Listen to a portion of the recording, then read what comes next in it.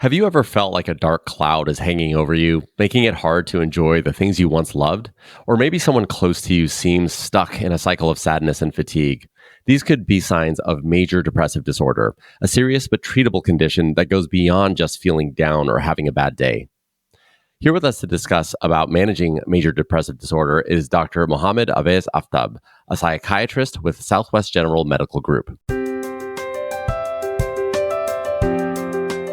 This is Southwest General Health Talk. I'm your host, Prakash Chandran. So, Dr. Aftab, thank you so much for joining us today. I really appreciate your time.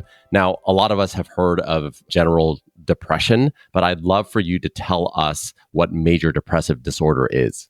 Thank you for having me, and thank you for initiating this discussion. Major depressive disorder is one of the most common mood disorders across the world, and it is a severe form of depression, also known as clinical depression. And it usually happens when people are stuck in an intense state of low mood, loss of interest in life.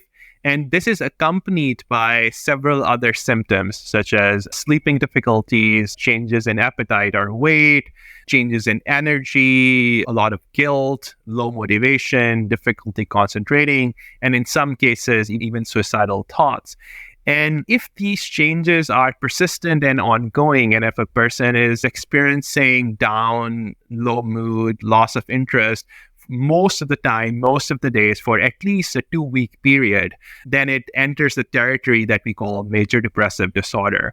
There are other kinds of depressive disorders as well, but major depressive disorder is the most common diagnostic category and the main form of clinical depression that we recognize. Okay, thanks for the explanation. I'm curious as to, is there a trigger that causes the onset of major depressive disorder or something that happens that helps it or causes it to evolve faster than a normal depressive disorder? There are a lot of different causes, and the exact combination of causes and triggers varies from person to person.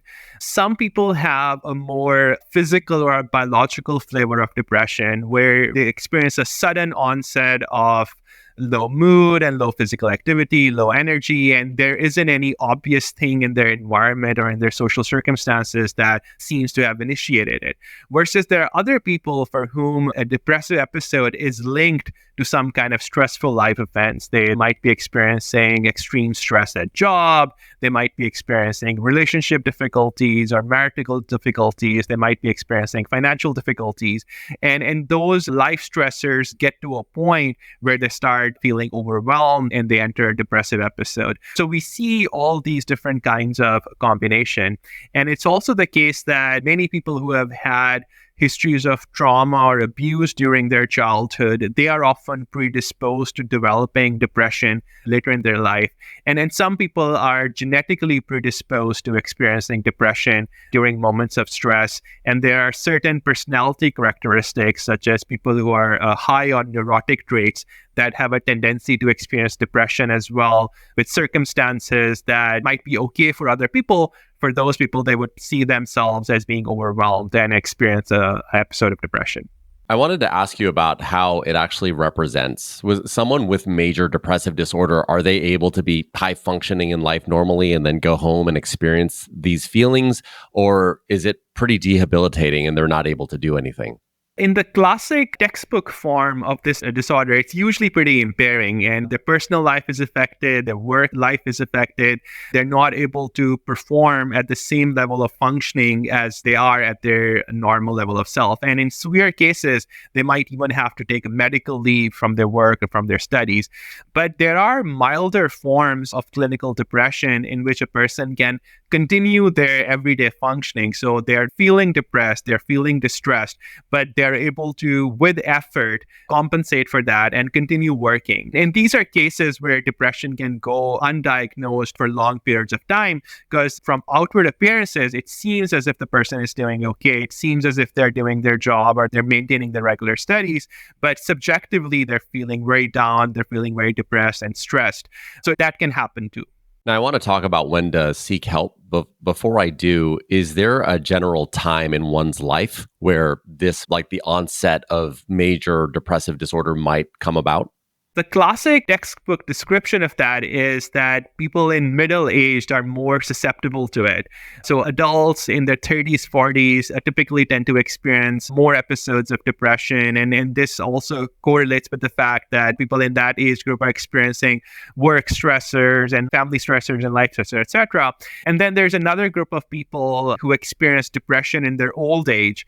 And this is often related to changes in the brain that happen with aging as well. It was historically believed that younger people and young adults and teenagers were at a lower risk of experiencing depression. And that had been the case for a long time. But in the last 10 years or so, we have seen very high rates of depression and anxiety emerge in the younger generation as well. So this traditional idea or the conventional wisdom that major depression is primarily a problem of middle age and older adults has been disproven, you can say, because so many more young adults are now experiencing depression and anxiety as well. So at this point, it's safe to say that anyone at any age can experience this. Okay. You alluded to the fact earlier that if you were experiencing some of these symptoms for a 2-week period, it may be time to seek help. Is that the right assessment? If someone is really unable to get out of this hole that they feel like they're in, is that the right time to reach out? The right time to reach out depends on the negative impact on a person's life and how severe the symptoms are. If the symptoms are very severe, for example, if someone is feeling extremely depressed to a point where they are experiencing suicidal thoughts, then even if this has been going on for just a few days, I would encourage them to get help, because it means that they're experiencing some form of mental health or some form of psychiatric distress that requires clinical assessment and clinical treatment. The 2-week time frame is essentially a guideline for clinicians to consider. And this is used to help demarcate forms of depression that might be transient or self-limited, where someone experiences an upsetting episode and some kind of stressful life event, and they are depressed for a few days and then it resolves on its own. So the 2-week time frame is a somewhat arbitrary threshold set to separate these self-limiting conditions from conditions that are persisting on and conditions that are going on for a longer period of time. But it's a loose guideline, and if someone's functioning is affected to a great degree, or they're experiencing concerning symptoms such as suicidal thoughts or severe changes in their physical functioning and their energy levels, then they should get help regardless of how long it's been going on. Yeah, that makes a lot of sense. Talk to me a little bit about how your medical team goes about treating major depressive disorder. So the first step involves a comprehensive clinical evaluation. We have to get a good sense of what symptoms are present, in what sort of way, what are the contributing factors to that. Then we also have to rule out other medical and psychiatric disorders. Depression is a symptom that can also be present in other conditions. Sometimes people can have a severe anxiety disorder that presents with depressive symptoms. Sometimes people can have substance use problems that are making them feel depressed. Sometimes they may have dementia or other related disorder. In a similar kind of way, sometimes there are medical problems that can present with depression too. If people have hormone deficiencies like thyroid hormone deficiency, or if they have certain vitamin deficiencies or other medical problems. So a thorough assessment is needed to rule out medical conditions as well as other psychiatric disorders that might better explain that. Once an evaluation has been done and it has been identified that this is a case of major depressive disorder, then we look at treatment options. And the two most common treatment modalities we use are psychotherapy and medications. And both of them are well-studied and well-recognized forms of treatment for depression. Usually, for milder cases of depression, psychotherapy alone can be sufficient in getting the people better and restoring their functioning. Versus if a person has moderate to severe depression, the recommendation is to have a combination of medication and psychotherapy to better address the problem. And we have a number of different antidepressants and other medications available to treat depression. They often have similar degree of effect, but they can differ in the side effect profile.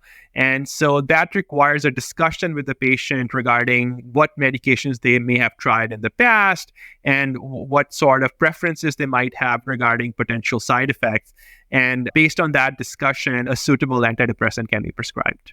Okay. And in addition to some of those medications, are there any coping mechanisms or things that you have the patient do to help them on the road to recovery faster? A number of lifestyle factors can be quite helpful as well. I usually recommend exercise to all patients with depression. It seems counterintuitive because depressed people often lack the motivation and they find it difficult to engage in that. But when people do have enough motivation and enough energy to be able to engage in exercise, they often experience significant benefit in their mood. I recommend at least 3 to 4 times, moderate intensity, aerobic activity or resistance training. In addition, there's also evidence that dietary changes can be helpful as well. Moving away from highly processed foods and refined sugars to more whole grains and less refined food can have a positive impact on mood. Practices such as meditation, practices such as better sleep hygiene, more contact with nature, such as taking walks in the park. These are all things that can improve a person's mood. And social contact and social support is very important in this regard as well. Depressed people often have a tendency to withdraw themselves and isolate themselves. So I encourage people to connect with their friends, to reach out to their family members, and to discuss things with them because social interaction is a very powerful treatment modality. Someone might be listening to this for themselves or a loved one, and they might be wondering, like, hey, will I ever get out of this hole? Like, how long is this going to take? Sure, I can do treatments and that lifestyle modification. What have you seen in terms of how long treatment takes and how fast someone might be able to rid themselves of this depression? There's a lot of variation, to be honest. Everyone's response to treatment, both medication and psychotherapy, varies quite a bit. There are some people who respond very well to medication and they start experiencing benefit within 3 to 4 weeks. I would say that happens, but that is less frequent. The more common scenario is that I see people improving and coming out of depression in a span of 2 to 3 months. That's the more common scenario. And then there are some people, about 15 to 20% of people who have more prolonged forms of depression and people who don't respond very well to standard treatments. And usually for them, depression tends to be an ongoing issue and it can last months. So there's a lot of variability, but generally most people begin to feel considerably better in a span of 2 to 3 months. Okay, got it.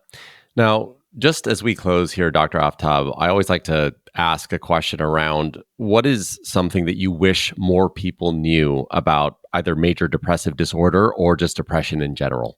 One thing I think a lot of people don't recognize or don't fully appreciate is that depression is a part of our ordinary life as well. We experience difficulties in stressful moments. We feel down, we feel sad. And the many forms of depression that we treat in the clinic or that we recognize as clinical depression exist on a continuum with this ordinary sadness. There isn't really a magical point at which ordinary life sadness or ordinary life kind of difficulties or ordinary life misery transforms into major depressive disorder or clinical depression. So it's a continuum of severity, and there's a lot of gray area in between where it cannot be entirely clear whether the person has a clinical form of depression or not. So it's not a categorically separate thing, but rather it's a continuum of depression of everyday difficulties at one hand and very severe, very disabling depression at the other end, with a lot of people residing somewhere in between. And one recommendation that I often have for people with clinical depression is to not think of all anxiety and depression in a negative pathological manner, because these symptoms are telling us something about our lives as well. Oftentimes, when people feel depressed in certain life circumstances, that's an indication that something in their life has gone wrong. Maybe there are problems at work that need addressing. Maybe there are problems in their marriage or in their life, family circumstances that need addressing. So just as bodily pain is a signal that tells us that something has gone wrong and we need to address it, in the same kind of way, depression and anxiety can be signals that something has gone wrong in our lives, in our relationships, and psychotherapy and medication is helpful, but we also need to look for what it is in our life that has gone wrong and how can we set it right. I think that's really well said. It really feels like we're all kind of riding the roller coaster of life, and there's going to be ups and downs. And when you experience some of these feelings, it's an indication maybe that you may need to pay attention to some area in your life. But if it gets overwhelming, it's also really just assuring to know that there is help and that there is treatment. So, Dr. Aftab, I really appreciate your time. Thank you so much. Thanks so much for having me. To learn more about Southwest General Health Services, you can visit swgeneral.com and search behavioral health. If you found this episode to be helpful, please consider sharing us on your social channels and check out our full podcast library to find out topics of interest to you. My name is Prakash Chandran, and this has been a Southwest General Health Talk. Thanks.